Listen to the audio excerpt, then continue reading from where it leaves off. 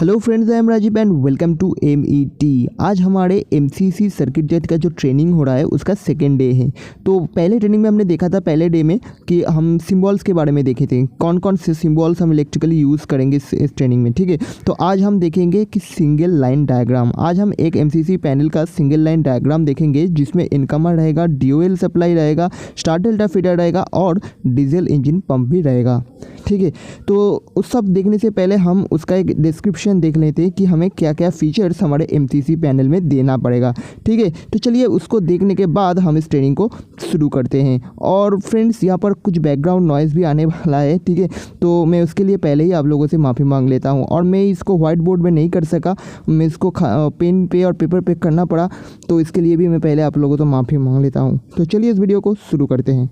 यहाँ पर आप एक 15 किलोवाट और एक 90 किलोवाट का एक AC मोटर है और एक 24 वोल्ट का DC मोटर है। तो इसके ऊपर हमको एक पैनल बनवाना पड़ेगा, जिसका 90 किलोवाट मोटर हम स्टार डेल्टा फीडर से कंसीडर कर सकते हैं और जो 15 किलोवाट वाला मोटर है उसको हम DOL फीडर से कंसीडर कर सकते हैं। इसमें हमें क्या चाहिए कि हर एक फीडर के साथ एक आपका इंटरलॉकिंग फैसिलिटी चाहिए और उसके साथ साथ ओवरलोड प्रोटेक्शन भी चाहिए। तो चलिए इसको शुरू करते हैं पहले सिंगल लाइन डायग्राम से।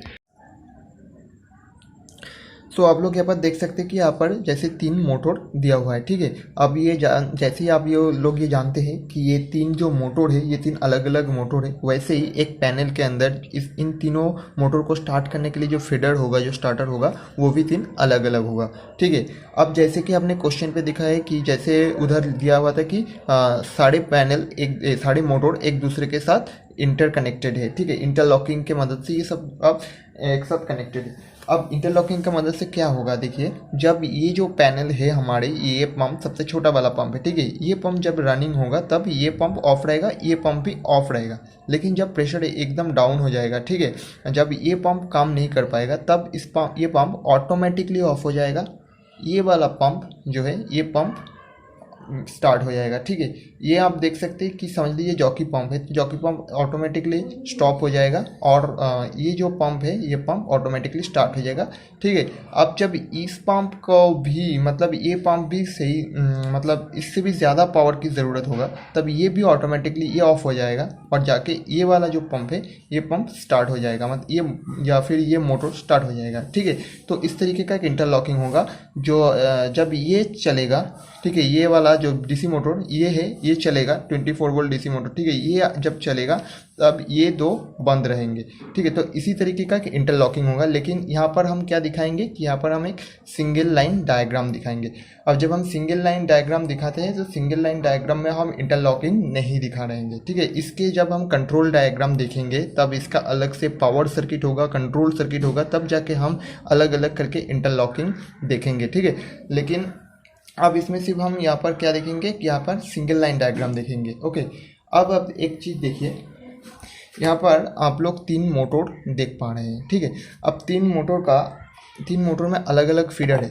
ठीक है, लेकिन ये एक पैनल पे है, तो पैनल पे अगर अलग अलग फीडर है तो डायरेक्टली ट्रांसफार्मर है या फिर PDB पैनल से डायरेक्टली तो यहाँ पर अलग अलग कनेक्शन नहीं आता है ना, अलग अलग तरीके का पावर नहीं आता है। ओके, तो क्या होता है कि हर एक MCC पैनल की जो भी हो उसका क्या होता है कि एक अलग सा इनकमर होता है, जो कॉमन इनकमर होता है पैनल स्टार्ट करने के लिए पैनल का, जहाँ पर PDB पैनल से या फिर ट्रांसफार्मर से या फिर DG से करंट आता है। ठीक है, तो सबसे पहले हमें यहाँ पर क्या चाहिए, यहाँ पर चाहिए हमें एक इनकमर। तो जैसे कि मैंने पहले जो हमारे सिंबल वाले सीजन में दिखाया था, तो यहाँ पर एक इनकमर का सिंबल भी होता है। तो इनकमर का सिंबल कैसे होता है ये सब कुछ देख लेंगे। ठीक है, तो चलिए पहले एक इनकमर यहाँ पर देख लेते हैं। ये जो सिंबल आप देख रहे हैं ये हमारे इनकमर का सिंबल होता है।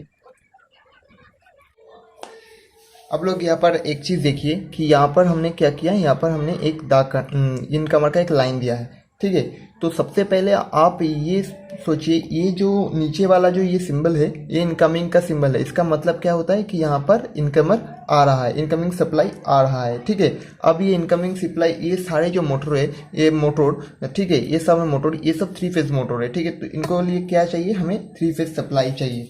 तो हम यहाँ पर एक 3 फेज सप्लाई दे देते हैं। अब यहाँ पर यार हमने क्या दिया है ये ध्यान से देखिएगा, यहाँ पर 3 फेज तो दिया है लेकिन न्यूट्रल जो है वो पूरा नहीं दिया है। मतलब यहाँ पर हम 3 3.5 कोड वाला वायर यूज़ करने वाले हैं, ठीक है। लेकिन अब यहाँ पर एक बात सोचिए, मैं यहाँ पर लाइन पे गैप क्यों रखा हूँ। अगर मैं यहाँ पर इनकमिंग सप्लाई देता हूँ, ठीक है, इनकमिंग सप्लाई देता हूँ और ये डायरेक्टली इनकमिंग सप्लाई यहाँ पर चला जाता है, तो अब क्या होता है कि पैनल पे हमेशा इनकमिंग सप्लाई रहेगा, हमेशा इनकमिंग सप्लाई रहेगा। तो हमें क्या करना पड़ेगा, ऐसे अलग सा एक इनकमर देना पड़ेगा। अब कैसे, हम यहाँ पर एक इनकमर को MCCB से देंगे, ठीक है। यहाँ पर हम MCCB कंसीडर करेंगे इनकमर के लिए, ओके। अब आप MCCB का जो सिंबल होता है वह कैसा है आप देख सकते हैं, ठीक है, जो पहले हमने आपको दिखाया था। तो चलिए, और यहाँ पर कौन सा MCCB लगेगा ये भी आपको देखना पड़ेगा। ये इसको समझिए, इसको समझ कर बताइए यहाँ पर कौन सा MCCB लगने वाला है, ठीक है, कौन सा MCCB यहाँ पर लगने वाला है। तो आप खुद से करने की कोशिश कीजिए। तो हाँ, यहाँ पर लगने वाला है TP+N वाला MCCB, ठीक है। यहाँ पर TP+N वाला MCCB लगना है, क्योंकि यहाँ पर TP जो है तीनों फेज एक है और जो N है न्यूट्रल है, वो इसका हाफ होता है, ठीक है। तो चलिए, यहाँ पर MCCB का जो सिंबल है वो MCCB का सिंबल यहाँ पर दिखा देते हैं आप लोगों को।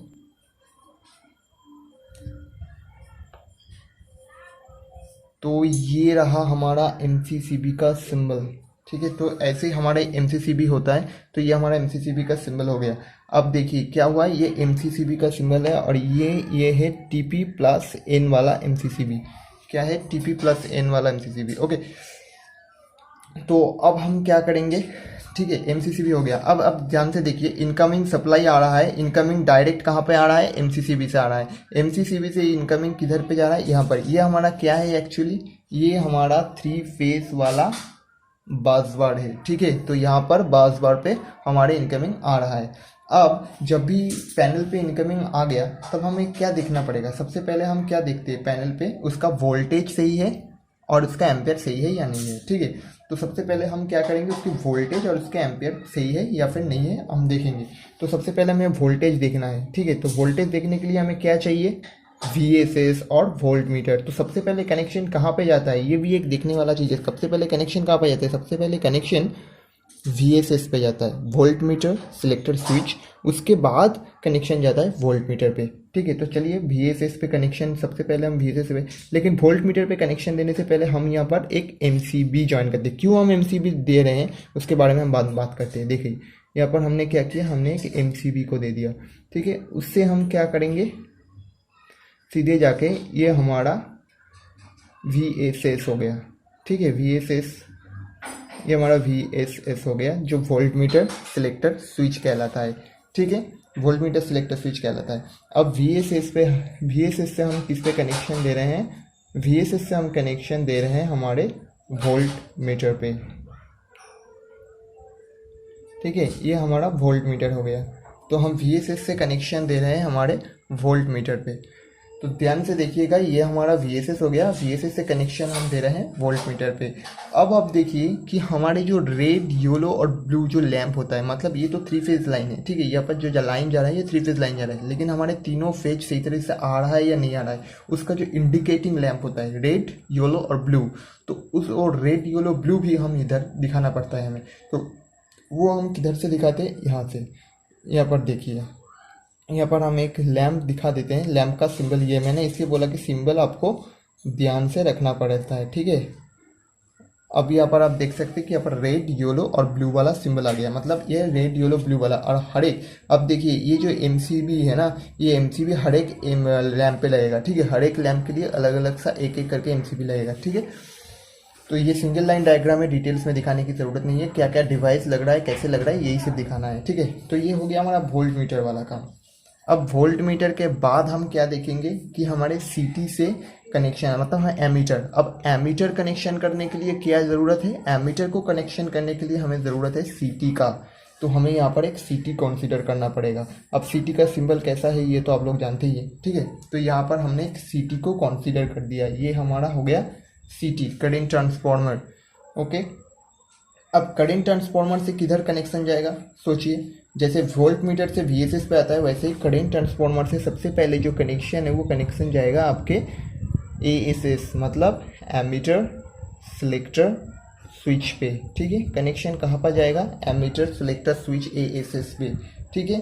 और इधर से कनेक्शन सबसे पहले किधर जाएगा, इधर से अब कनेक्शन जो है वो कनेक्शन सीधे जाएगा हमारे एमीटर पे, ठीक है। ये हमारा एमीटर हो गया।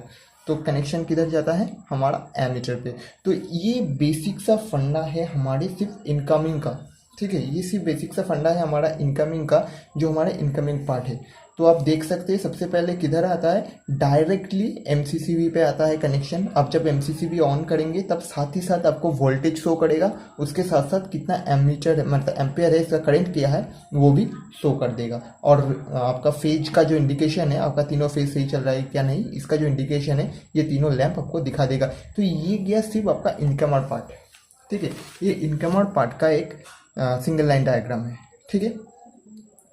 अब इनकमिंग पार्ट तो हो गया। अब हम क्या देखेंगे, अब हम देखेंगे हमारे जॉकी पंप का सिंगल लाइन डायग्राम और उसके साथ रिलेटेड। अब देखिए यहाँ पर एक बास बार है, बास बार से अब तीनों मतलब हमारे पास इनकमिंग पावर आ गया। अब हम इन तीनों मोटर जो है, तीनों मोटर का जो फीडर है, इन तीनों मोटर के फीडर को हम पावर देंगे, ठीक है।